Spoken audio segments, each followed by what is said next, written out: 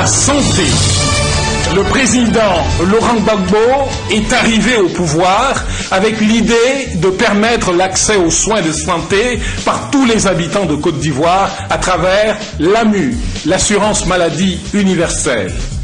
Mais ce pilier révolutionnaire de la politique sociale de Laurent Gbagbo a été durement contrarié par la guerre et la crise amenée et entretenue par le RDR et sa rébellion. Les textes de loi de l'AMU ont été votés sans pour autant être appliqués. En attendant que cette application ait lieu, le président Laurent Gbagbo a engagé des actions de grande envergure visant à améliorer et à renforcer l'existant.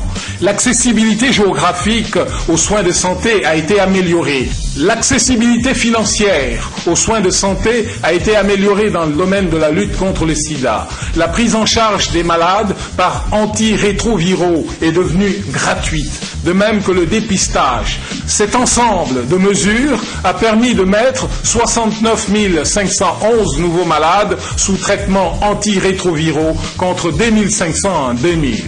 La qualité des prestations de santé a été améliorée. Un fait exceptionnel, le recrutement massif de 3073 médecins, 2150 infirmiers d'État et 1364 sages-femmes. À partir de 2004, le redéploiement des personnels de santé dans les zones centre, nord et ouest, malgré la situation de crise.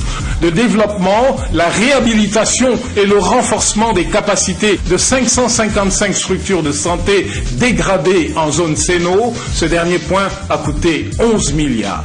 L'acquisition de 168 nouvelles ambulances, la création de 3 antennes de banques de sang à Yamoussoukro, Daloa et Korogo.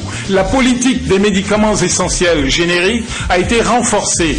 La prévention des maladies et la promotion de la santé et des soins de santé primaires ont été renforcés.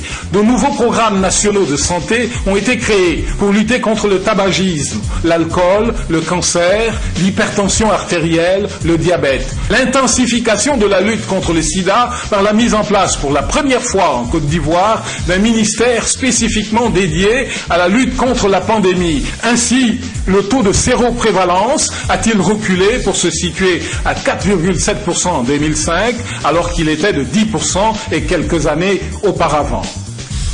L'efficacité de la gestion du système sanitaire a été renforcée. Une meilleure organisation des centres hospitaliers, une meilleure collaboration médecine publique, médecine privée. Le bilan du président Laurent Gbagbo en matière de santé ne laisse donc rien à redire, malgré encore une fois les effets désastreux de la guerre. Le président Gbagbo est plutôt conforté dans son objectif d'assurer la santé pour tous en 2015, en passant par l'exécution enfin de l'AMU et par la disponibilité d'un personnel qualifié et motivé. Si une opération coûte 25 000 francs, et que tu dis au monsieur ou à la table de payer 1 000 francs, mais tout qui prend le 24 000, c'est ça l'assurance maladie. C'est ça l'appel à la qui dit aux appels 1 000 francs. Mais les 24 000, il faut les payer. Parce qu'il y a le médicament, il y a le travail du médecin, ça coûte 25 000, qui dit 1 000 francs. C'est ça qu'on appelle l'assurance maladie. Si nos parents, moi je n'ai plus ça. C'est lui qui a été la première personnalité africaine à avoir cette vision-là. Avec l'AMU, la pratique même de la médecine va s'organiser. Il y aura une réorganisation de la pratique même de la médecine. Le système est fait de telle sorte que les Ivoiriens ne vont plus avoir peur d'aller à l'hôpital. Puisque lorsque vous avez une assurance maladie, vous pouvez vous présenter devant le médecin, vous n'avez plus peur parce que vous avez les moyens pour pouvoir payer vos soins de santé. Les populations sont d'accord pour la mise en œuvre de l'AMU. Nouveaux CHU, des établissements spécialisés et de nouvelles formations sanitaires seront construits. Ici, il faut noter qu'une structure nationale de prévention et de gestion des catastrophes humaines, de même que des hôpitaux psychiatriques à Mans et à Korogo, occuperont des places de choix dans la mesure où la guerre et la crise ont provoqué de nombreux dégâts et dysfonctionnements, pendant qu'une industrie pharmaceutique ouvrira progressivement ses portes.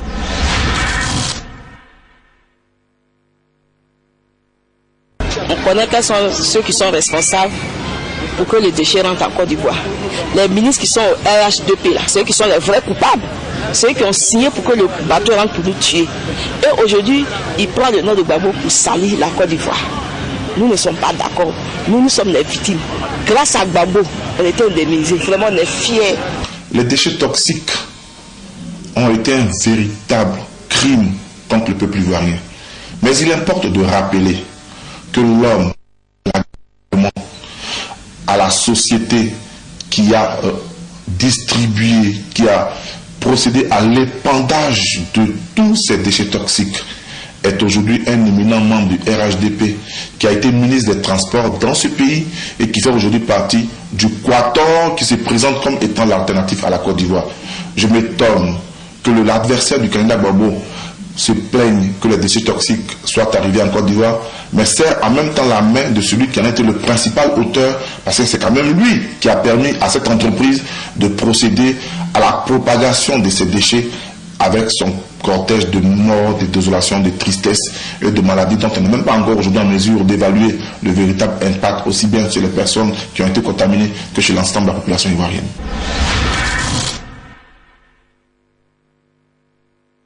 Mon frère, mon grand frère, on est à Bouaké, Nakiseri Edouard.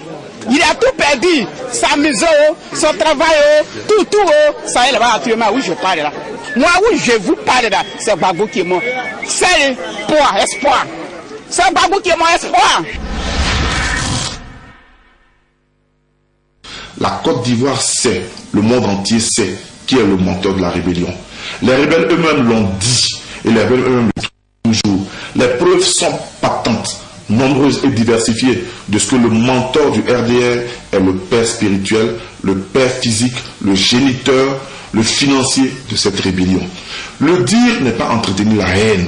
Le dire est restituer à l'histoire son véritable contenu, afin que plus jamais une telle énormité s'abatte sur la Côte d'Ivoire. Quand les Français disent que le maréchal Pétain a été l'homme de Vichy, a été l'homme de la collaboration, ce n'est pas différent de la haine, mais c'est restituer à l'histoire de la France son contenu. Et chaque fois que nous dirons que M. Tel est le responsable de la rébellion, ce sera restituer à notre histoire son contenu. Des gens qui travestissent déjà l'histoire sous nos yeux, comment voulez-vous qu'ils respectent les engagements qu'ils prennent s'ils ne sont pas capables d'assumer leurs faits les plus récents? Cette crise a été un crime fait à la Côte d'Ivoire et les auteurs connus doivent être sanctionnés par les Ivoiriens. La sanction d'un peuple démocratique se passe par les urnes et c'est par les urnes que nous demandons aux Ivoiriens de les sanctionner pour que plus jamais dans cette nation, sur cette terre que nous ont levé nos ancêtres, un homme politique d'où qui jamais prendre la voie périlleuse prise par celui qui sera battu le 28 novembre prochain par Laurent Gbagbo au second tour de cette élection présidentielle. Le soutien de certains responsables du RHDP à l'adversaire du candidat majoritaire présidentiel va au-delà de toutes les convenances correctes, va au-delà de toutes les logiques et de toutes les morales. Hier, l'un d'entre eux, en sa qualité de chef d'État, avait qualifié l'adversaire du président Laurent Gbagbo d'étranger, de quelqu'un qui avait procédé à une fraude sur la nationalité et avait lancé pour ce fait un mandat d'arrêt international contre celui-ci en sa qualité de chef de l'État, de premier responsable de la justice dans notre pays. Comment se fait-il que celui qui hier lançait un mandat d'arrêt contre l'adversaire du président peut aujourd'hui demander à le soutenir alors qu'il n'a pas fait retirer son mandat d'arrêt, alors qu'il n'est pas revenu sur ses propos, les propos qu'il a écrits dans un ouvrage connu qui a pour titre Les chemins de ma vie? Comment peut-il demander aux Ivoiriens de voter pour celui qu'il poursuivait hier par voie de justice et qu'en même temps il ne trahit pas son serment et l'obligation de loyauté qu'il a à l'égard de la Côte d'Ivoire? La Côte d'Ivoire est un pays trop important à nos yeux et trop sérieux.